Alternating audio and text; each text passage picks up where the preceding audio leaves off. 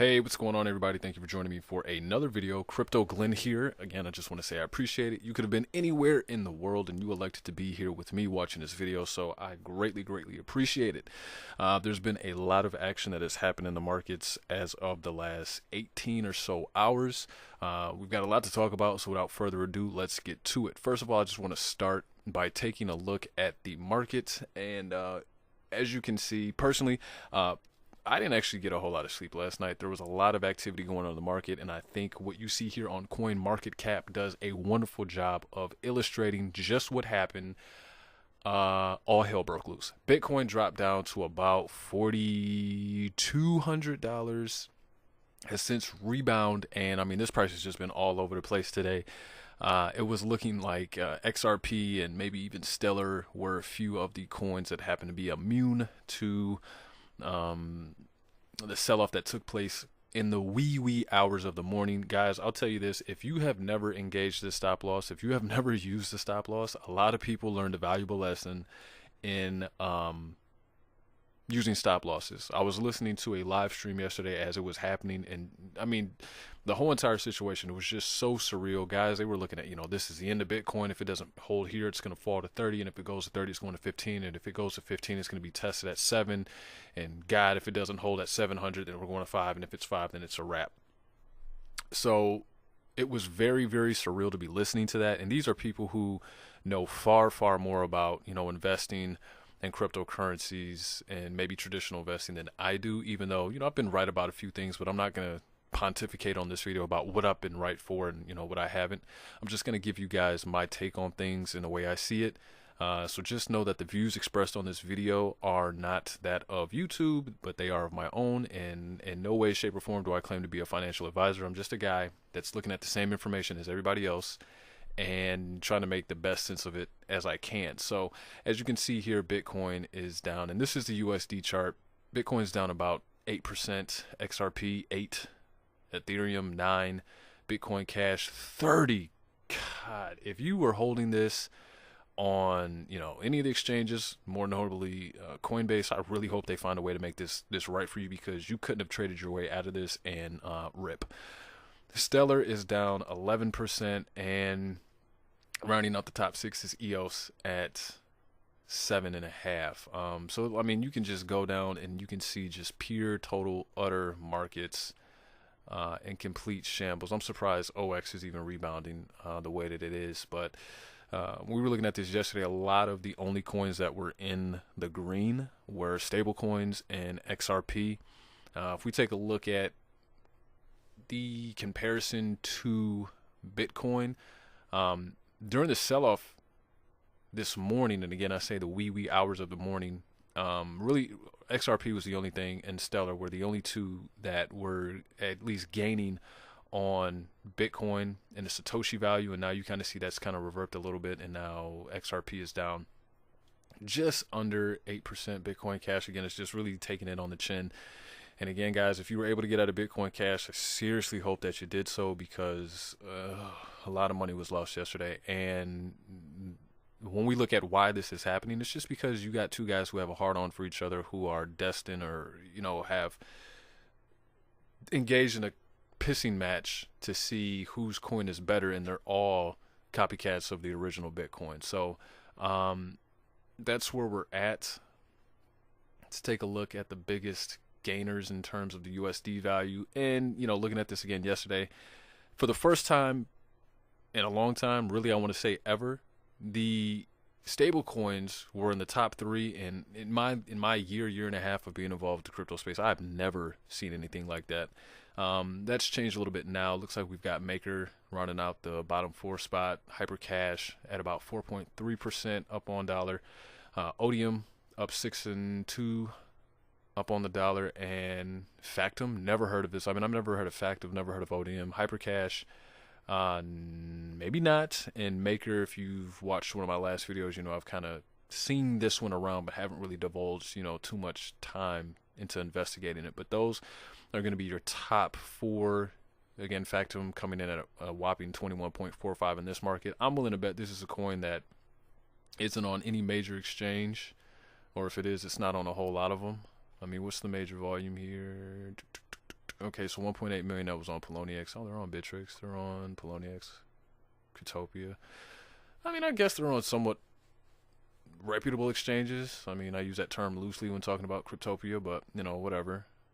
Yeah, haven't really heard of these guys before. I'll be honest with you, I'm not really going to spend a whole lot of time, if any, looking at them because I understand the coins that end up on this list, you know, can be here today, gone tomorrow. So those are going to be the coins that really round out your top gainers and losers. Let's take a look at the top gainers and losers in terms of the Satoshi value.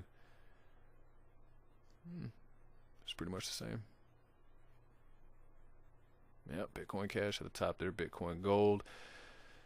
I think if you, and this video is going to have a lot of interrelated points, but if you are developing a coin and you claim that your coin is going to be so great, it's going to be able to do this, that, and the third, can we at least keep this ideal in mind that if it's going to be so great, maybe you don't actually need to include the name Bitcoin in the name of it, especially if it's going to be so far superior. It should be able to stand on its own merit. So, but when I see coins like Bitcoin Private, Bitcoin Diamond, Bitcoin Gold, Bitcoin Cash, and really all of these coins have been complete losers since their inception. Bitcoin Cash probably being the most successful one, but that's because, you know, obviously they own the mining to kind of get them to that position, I suppose. But none of these coins have really been, you know, superior in terms of fandom when it comes to, you know, what they can do. They all derive from Bitcoin, and they all feel the need to keep the Bitcoin name because they're still dependent on Bitcoin's legacy. So just wanted to give my thoughts on that.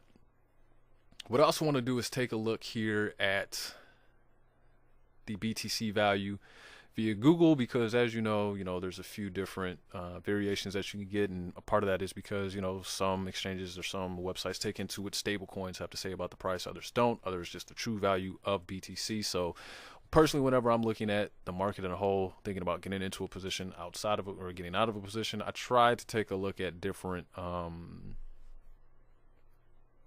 entities to see what they have Bitcoin listed at. So currently, and again, this has been changing all day. Right now, it looks like Google's got this at 45.3391. I'm sure if we refresh, wow, 42.94.55. Let's refresh again. 42.46.97. Christ, I mean, this is, yeah, it's getting bad. It's getting bad. It's getting bad. It's getting bad. The other mindset to have of it is if you've just gotten into crypto and you're coming in with fiat, wow, I mean, these are crazy good prices to get into. For everyone else that's looking to perhaps increase their positioning that they have in altcoins, I mean, we've been handed a time machine. We saw where prices could go. We've been wanting to get prices back at this level for some time. It's here. I'm not necessarily of the mindset that I'm going to complain about it. I think this is an awesome time to be buying altcoins. And again, that's not me giving you advice to say, hey, you should second mortgage your house and buy altcoins. I'm just simply saying, if I were looking to increase my position in altcoins, I would take this opportunity to do so. Also keeping in mind that we understand that there's a little bit of a hash war going on with Bitcoin. So if you bought today, if I bought today, I understand I'm taking a risk that potentially the value of the project that I'm thinking about buying into could be worth significantly less tomorrow or the day after that. I mean, we just don't know how long this thing is going to last. So, I mean, I think it's something to say the absolute latest is many people have not seen this market before, and if you've been in crypto for at least a year, you saw this happening in the market, but it was going in the total opposite way, right? So those are just some of the things that we're really seeing in the market. Some other things that we're seeing in the market is, and I don't think this is an intended consequence that Roger Ver or Craig Wright had been thinking about, but we are gaining a front row seat firsthand to see what exactly is the problem or the fallacy with coins that can be mined, right? And what we're seeing here is that at any one given point in time, a network can be hijacked, whether it be a foreign government going in directly incentivizing miners to do what they want them to do and basically drive the price down. I like Bitcoin. I like what it represents. I like that it's the gateway to what is now dubbed an asset class by a lot of traditional institutions. But and at one point I did think that, hey, you know what, this could potentially be a world currency where no matter where you go, it's accepted. But seeing what's happened in the last week, more so notably the last 48 hours, I no longer support that theory and saying that, yeah, Bitcoin could absolutely be a world currency, because if two people who control so much mining, if they can destabilize the price simply by having a fork and, you know, rerouting mining efforts, what could a rogue nation do that wants to see the global economy brought to its knees? You can't leave the global economy open to that kind of, what's the word I'm looking for, vulnerability, right?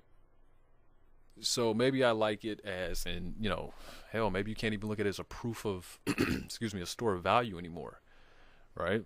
I think for a lot of people who got into crypto 2010 via 2015, maybe even 2017, it was, you know, there's going to be some nostalgia there, but unless there's another variable that we're not looking at that says, hey, this can be remedied, I don't think Bitcoin will ever be a world currency. And that's not me trying to put FUD in the marketplace. That's just me trying to use common sense and look at this through a different light. I still like Bitcoin. I do. I like what it represents. I just don't like how easily manipulated it can be. And think about it. If let's say you've got investments in altcoins that have served you well, the market goes up, and you're like, I'm going to put some money in Bitcoin. Your hard work, the months you have spent looking at charts and graphs and reading articles and combing through information, all your hard work can be for naught if someone decides that, hey, you know what, we're going to jump in and bring down the network and screw with prices. If you wouldn't like that to happen to your investment, then you sure as hell shouldn't like it now. Does that make sense? So perhaps we'll be able to put our minds together and figure out what we're, going to do with Bitcoin and how it can be useful moving forward. I'll tell you this, it's got a lot of people thinking about, potentially what their plans are going to be moving forward. More notably, Bakkt is thinking about delaying the Bitcoin futures launch until 2019. I've read in other articles it's looking like it's going to be about January 2019, but they are in fact pushing it back. Now, why is that important? It's important because for everyone whose attention was grabbed by the fact that hobbyists last year, about a year ago, could drive the market capitalization, hobbyists, not institution, but hobbyists, regular folks, you and I, your neighbor, maybe the guy you bowl with on the weekends, whatever. We could bring the price to $500 billion and bring the price of Bitcoin up to 20 grand. That's what caught people's attention. So for everyone who came with those high prices and now they were trying to make some money, now they're seeing the same things we're seeing, like, okay, wait a minute, this Bitcoin deal, this can be easily manipulated. We need to try and figure out a way how to hedge our risk.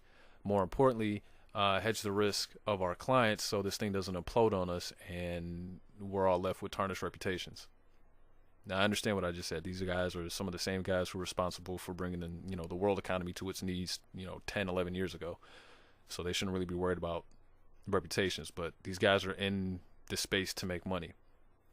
So I was reading an article and the CEO of Bakkt basically said that they are going to, with new product launches, there's always testing and, stress tests and rollout problems that occur. So now they want to go back and just make sure that they have things right. What I think is really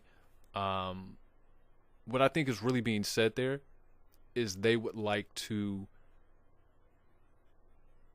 look at other digital assets to put into that basket. Again, the last video, excuse me, we had learned that Switzerland was getting ready to release their ETP, which is like a relative to an ETF.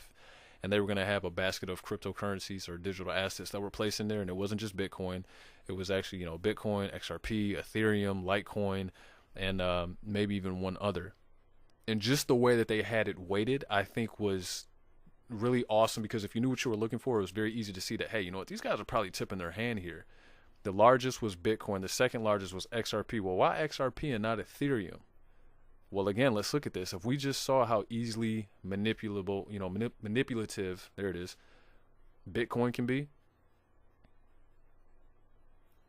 and other mined coins, well, you know you can't do that with XRP, because XRP isn't a coin that can be mined. And that's not me standing up here shilling XRP. That's me just simply saying, you know, the facts are the facts. Right? So if Bakkt was ready to release and, you know, the owners are like, whoa, we got to pull back and we got to go back to the drawing board. If I had to bet 50 cents to a hole in a donut, I would say that it's not just going to be Bitcoin. There's going to be other digital assets in there, and digital assets that have shown that they can be not, you know, bulletproof, but more resistant and more resilient to these kind of attacks on the crypto space. So if I had to pick one, who am I going to pick? Tron? Pfft. Dogecoin? Yeah, you're right. Probably going to pick a coin that has showed some resilience during this flash crash. And, you know, I'm not the first person to say it, and I'm probably not going to be the last person to say it. For a lot of folks, that's XRP. So just keep your eyes out. Just be on the lookout. When Bakkt finally comes out, I'm pretty sure they're going to probably going to have some XRP in there.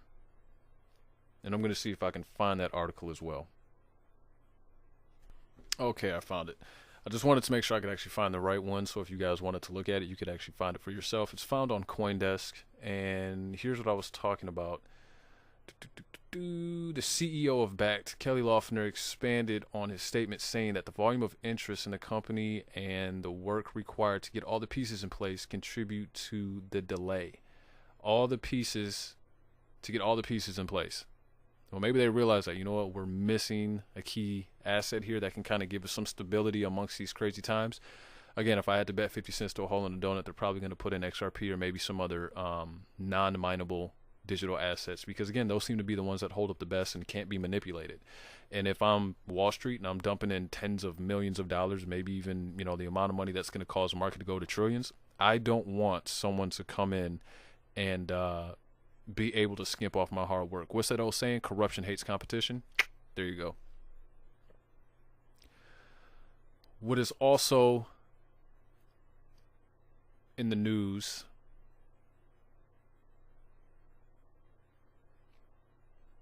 let's see what I want to talk about. I don't want to stand on this mound and shill XRP because, I mean, I think you guys get it. I think you guys get it.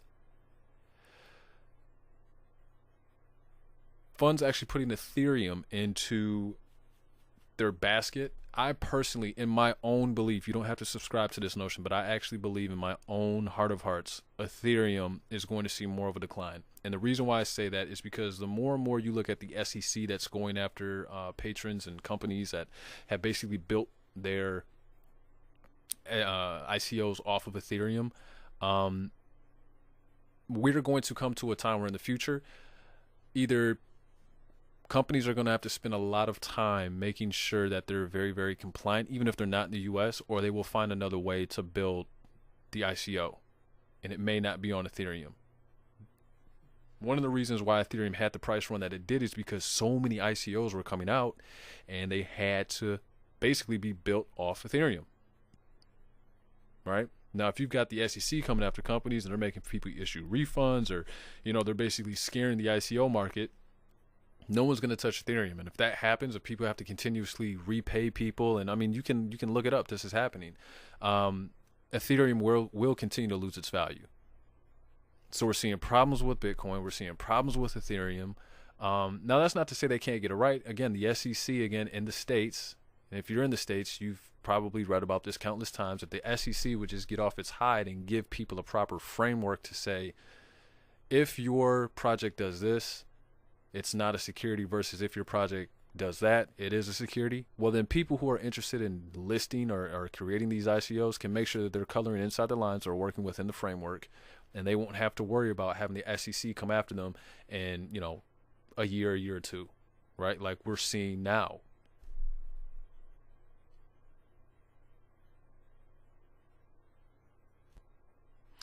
And again, I think that just adds to, with the prices coming down, that just adds to, the fear that a lot of people and a lot of institutions are having. Here's another article on CryptoCoinNews.com, CCN.com. Crypto hedge funds are going to shut down Morgan Creek. And basically, if you're reading this, it just says, hey, the severe downturn in prices is it's going to start having its effect on hedge funds. CCN reported today of Bitcoin dropping below $5,000 in price, the lowest price we've seen this year. Altcoins have also suffered significantly, seeing huge percentage losses. The Pop explained in his blog post today, these dramatic price drops cumulatively affect cryptocurrency businesses. Yeah, well, we knew that. The Pop significantly mentions crypto hedge funds and high watermark issues. Put simply, fund managers receive a commission based on their performance in relation to associated crypto assets price for each investment period. And this kind of brings me to a next point. If it gets to the point where crypto is no longer profitable in terms of like mining it, people won't do it. And if it's not profitable in terms of, these big fund managers can't turn a profit, they're not going to do it. So that shows you when things are good, more people are interested. Everybody wants to contribute. Everybody wants to, basically have their hands in the pot. What does that mean for you? I think we know the market is going to come back. So if these guys want to have weak hands and, they want to get out and they don't want to basically move the big money around that makes it hard for the smaller players to kind of get in and carve out their smaller piece, that's fine. That's great for people like you. That's great for people like me because we can go in and buy these things up at the cheap and just sit on them. So let the hedge funds get out. Let them do what they want to do. They are no different than the people who got in when Bitcoin was at, 15,000. They were looking to make a quick buck. That's all these guys are. Just looking to make a quick buck. So let them get out. Yeah, shut the funds down. I have no problem with that. Perhaps there's an avenue that I'm not considering, and if there is, leave it in the comment section below, but I don't think that's the case. Let them get out. Let, the hobbyists get more accumulation. Continue to let them fill their bags, like hopefully, they have been doing. And we'll see you when you guys want to come back, because you will come back. Okay? Just goes on to talk about some of the ICOs that are facing scrutiny from the SEC and how some of them have just up and disappeared. So, it's no news there, but I still think it's worth reading. Again, days like this happen and articles like this happen. I don't look at it as if it's a negative thing. I look at it as if, we're in a really unique opportunity to further solidify our positions. And again, if you're not investing more than you can stand to lose, you're going to be okay. Because it's a severe discount.